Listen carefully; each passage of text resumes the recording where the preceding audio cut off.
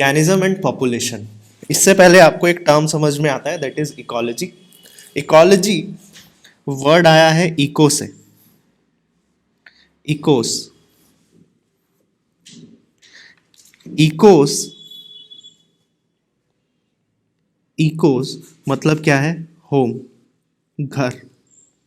ठीक है। And logy means study. ठीक। तो study of home, what do we mean by home?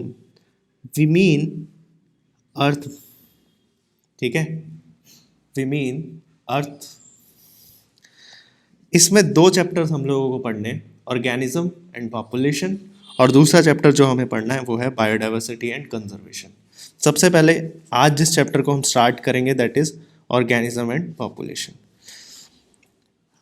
शुरुआत से अगर हम बात करें तो हम बोलते हैं कि ये पूरा का पूरा जो बायोम है उसमें बहुत सारे इकोसिस्टम देखने को मिलते हैं। ये इकोसिस्टम बने होते हैं बहुत सारी कम्युनिटी से। ये कम्युनिटी बना होता है बहुत सारा। हाँ, कौन? अब आए अगर तो बताना मुझे, ठीक है? मुझे, ठीक है। देखो, तो मैं क्या बोल रहा हूँ कि मैक्रोमोलिक्यूल्स, बहुत सारे कई मैक्रोमोलिक्यूल्स होते हैं। मैक्रोमोलिक्यूल्स जैसे कि आप पढ़ते हो न्यूक्लिक एसिड, प्रोटीन, ठीक है, न्यूक्लिक एसिड, प्रोटीन और carbohydrate. These macromolecules group together to form a cell. बहुत सारे सेल मिलकर बनाते हैं टिश्यूज, टिश्यूज मिलकर बनाते हैं ऑर्गन, एंड ऑर्गन्स जैसे कि हार्ट, स्टमक, ठीक है, हार्ट, स्टमक, ब्रेन, ये मिलके क्या बनाते हैं? ऑर्गन सिस्टम बनाते हैं। That is a kind of individual. ठीक है, that is a kind of individual. बहुत सारे इंडिविजुअल ऑर्गेनिज्म मिलके क्या बनाते हैं? एक पॉपुलेशन। पॉपुलेशन जुड़कर क्या बनाता है? एक कम्युनिटी। और बहुत सारी कम्युनिटी मिलके बनाता है इकोसिस्टम। एंड देन इकोसिस्टम मिलकर बनाता है एक बायोम। और बायोम जैसे फॉर एग्जांपल अर्थ। ठीक है, तो ये याद रखना। इसको याद रखने के लिए मैंने एक निमोनिक बनाया है, MCE। ठीक है, MCE, MCT, MCT, OOPCEB, ऐसे करके याद रख लेना। ठीक है, तो सीरीज में आपको पता होना चाहिए micro molecules, cell, cell group together to form tissues, then organ, organ system मतलब इंडिविजुअल, पॉपुलेशन, कम्युनिटी, इकोसिस्टम और बायोम। देखो इतनी सी बात आपको याद रहेगी, macromolecule, cell, tissue, organ, organ system, वही इंडिविजुअल, इतना याद रहेगा। इंडिविजुअल मिलके पॉपुलेशन बनाएगा, ये भी याद रहेगा। लास्ट में बस CEB याद रखना, कम्युनिटी, इकोसिस्टम और बायोम। ठीक है, बस यही इंपॉर्टेंट है। आगे देखो, आगे अगर हम इस चैप्टर में बढ़ते हैं तो आपको एक ग्राफ दिखाई देता है। ध्यान दो, क्या बात कर रहे थे हम कि ये एक ग्राफ है। ठीक है, यहां से क्वेश्चन देखने को मिलता है। अब मैं बताता हूं इस ग्राफ से आपको क्वेश्चन आएगा कैसे। ठीक है, इस ग्राफ को स्टडी करने का सबसे आसान तरीका है, ठीक है, एक टेबल बना लो। ठीक है, अब जल्दी से मेरे साथ साथ ये टेबल बनाते जाओ। ठीक है, जो मैं बता रहा हूं, एक तरफ लिखो, एक तरफ लिखो टेम्परेचर। ठीक है, टेबल में एक जगह लिखो टेम्परेचर, एक जगह लिखो mean annual precipitation, mean annual precipitation. ठीक, ये टेबल बहुत काम आएगी आप लोगों को। ग्राफ की फॉर्म में हमको याद नहीं रहता है। ठीक है, तो आसान तरीका ये है कि हम इसको टेबल बना के याद करें। ठीक है, that would be more better to understand. ये क्या कहा है? बायोम। ठीक है, बायोम। तो अलग अलग तरह के बायोम यहां देखने को मिल रहे हैं आपको। सबसे पहला जैसे अब मान लो डेजर्ट। ठीक है, डेजर्ट मिलेगा, अल्पाइन मिलेगा, desert first, second alpine, third, third one is grassland, लिखते जाओ साथ साथ। Fourth one fourth one is temperate forest,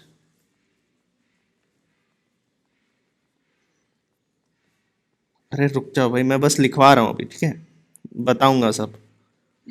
temperate forest, tropical forest, बस लिखते जाओ, अभी बताऊंगा सब क्या होता है। पहले समझ तो लो कि इसको पढ़ना कैसे है, ठीक है। सिक्स्थ, टेम्परेट हो गया, ट्रॉपिकल हो गया, कोनीफेरस फॉरेस्ट,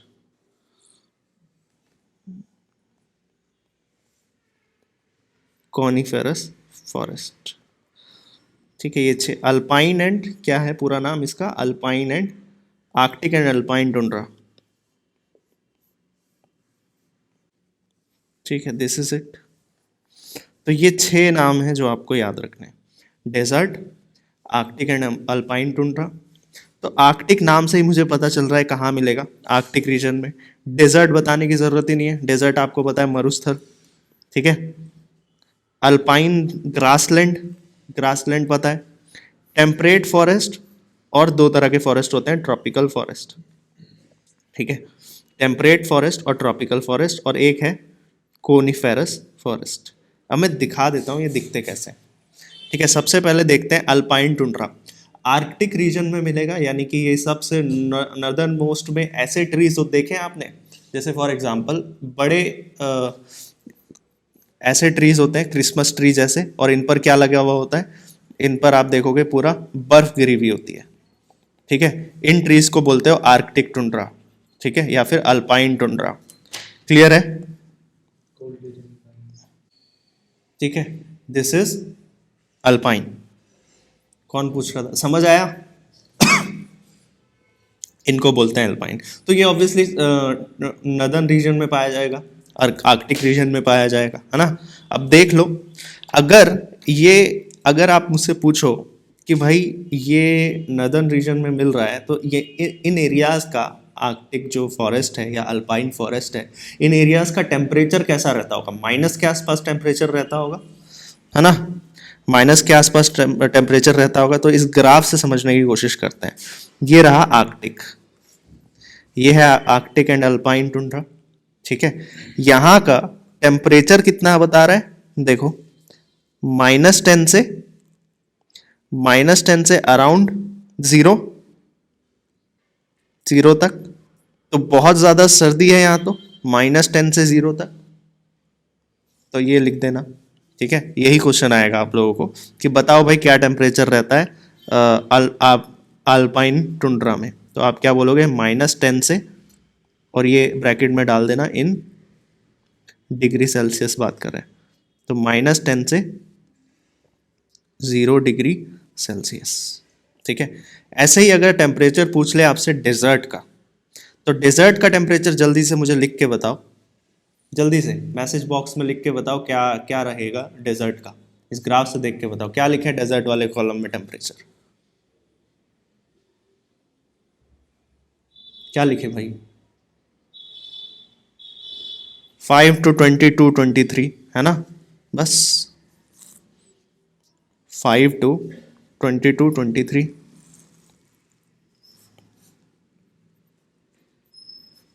ठीक है, ये हो गया। अब मुझे ये देख के बताओ कि डेजर्ट एरियाज में मीन एनुअल प्रेसिपिटेशन कितना रहेगा। मीन एनुअल प्रेसिपिटेशन का मतलब है साल में बारिश कितनी होगी। तो डेजर्ट में तो बहुत कम बारिश होती होगी, है ना, डेजर्ट में तो बहुत कम बारिश होती होगी। देखो जरा डेजर्ट का मीन एनुअल प्रेसिपिटेशन कितना है, डेजर्ट का मीन एनुअल प्रेसिपिटेशन 50 के अराउंड है, 0 to 50, हाँ या ना, 0 to 50 सेंटीमीटर एनुअल प्रेसिपिटेशन। और अल्पाइन का क्या है, 0 to क्या लिखें इसे, 130, 120, 130, ठीक है। तो 10 से 130 centimetre, will be the mean annual precipitation. ऐसे याद रखना है, ठीक है। आपसे क्वेश्चन इसी फॉर्म में पूछा जाएगा, तो इसी फॉर्म में हम याद कर रहे हैं। ये ग्राफ से कुछ याद नहीं रहना है अपने को, ठीक है। तो आपको ये नाम याद होने चाहिए, और आपसे जब पूछेगा कि भाई डेजर्ट है, डेजर्ट का मुझे ये बताओ टेम्परेचर कितना होता है, मीन एनुअल प्रेसिपिटेशन कितना होता है, पता होना चाहिए। आर्कटिक और अल्पाइन का टेम्परेचर कितना होता है और मीन एनुअल प्रेसिपिटेशन कितना होता है, पता होना चाहिए। ग्रासलैंड, नेक्स्ट हम बात कर रहे हैं किसकी, ग्रासलैंड की। तो ग्रासलैंड का टेम्परेचर कितना है, ग्रासलैंड का टेम्परेचर कितना है, 0 से 25, यही है, 0 से 25। ग्रासलैंड का अगर आप टेम्परेचर देखो तो क्या है, 0 से 25, लिख दो 0 to 25। देखना आ गया ना आपको कैसे देख रहे हैं हम लोग। और ग्रासलैंड में बारिश कितनी हो रही है भाई, जल्दी से बताओ, ग्रासलैंड में देख के बताओ बारिश कितनी हो रही है।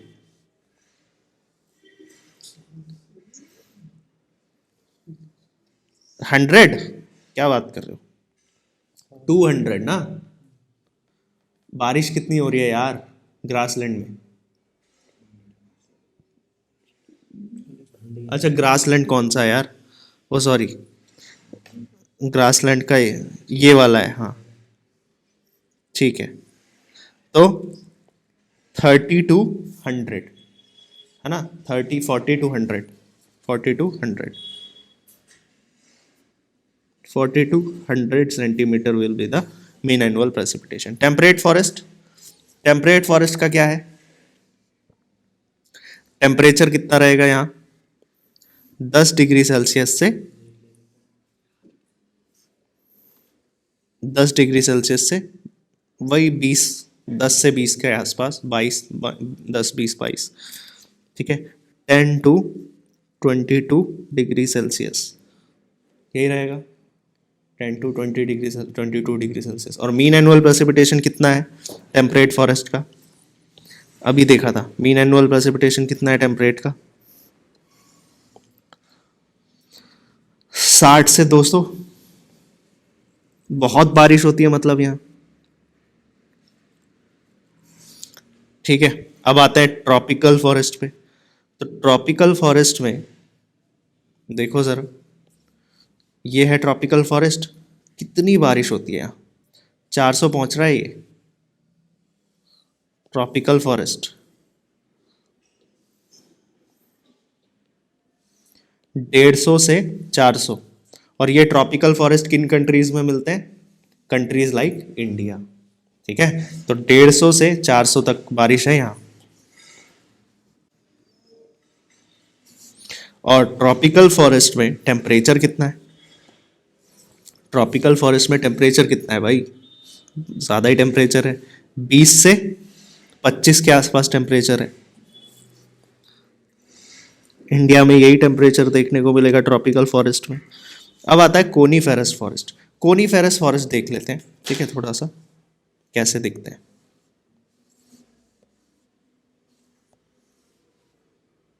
ये देख लो, ये भी किसी हॉरर मूवी में देखा ही होगा, ठीक है। ऐसे ही शॉट, ऐसे ही वाइड एंगल शॉट्स दिखाते हैं, है ना, ऐसे ही तो है रॉन्ग टर्न में, ठीक है, या कोई भी मूवी देखी हो, ठीक है। देखा ही होगा यार हिमालय वगैरह में, ठीक है। कोनीफेरस फॉरेस्ट ही ऐसे ही देखने को मिलता है, ठीक है। अब क्या है, तो ये कोनीफेरस फॉरेस्ट का लास्ट तुम लोग बता दो, अब मैंने बहुत बता दिया, लास्ट तुम लोग बताओ कोनीफेरस फॉरेस्ट का बारिश कितनी होगी यहाँ कोनीफेरस फॉरेस्ट में, 50 से 50 से कितनी बारिश होगी, 250 बारिश होगी, ठीक है। 50 से 250 बारिश, ठीक है, 50 से 250 सेंटीमीटर बारिश होगी यहाँ, ठीक है। अच्छा, और टेम्परेचर क्या रहता है भाई कोनीफेरस फॉरेस्ट का, 0 से 15, ठीक है, 0 से 15 डिग्री सेल्सियस। अब आपसे कोई भी पूछे कि बताओ कुछ भी, तो आप देख के आराम से टेबल में देख के बता सकते हो, है ना। वो थोड़ा सा मुश्किल पड़ जाता है। तो इस तरह से एक टेबल बना लो, इस टेबल को याद कर लो। ठीक है, इजी।